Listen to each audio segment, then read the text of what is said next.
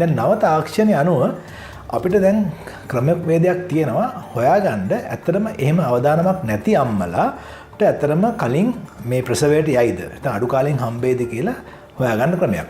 මෙහෙදී අපි බලනවා මේ ගැප් ගෙල පරීක්ෂාව. ඒ කියන්නේ අපි බලනවා ගැප් ගෙලේ උස නැත්නම් ගැප් ගෙලේ දිග අපි නිර්ණය කරනවා. සාමාන්‍යයෙන් අපි මේක කරන්නේ සති 20න් කරන ස්කෑන් පරීක්ෂාවේදී. ඒතර අපි කිව්වොත් එහෙම ගැප් ගෙලේ දිග සෙන්ටිමීටර 2.5ට වඩා අඩු නම් අම්මා කෙනෙක්ගේ සති 20 කරන ස්කෑන් එකේදී ඒ අම්මා තරමක අවදානමක ඉන්නවා සති 32කට කලින් ඒ බබා ලැබෙන්න.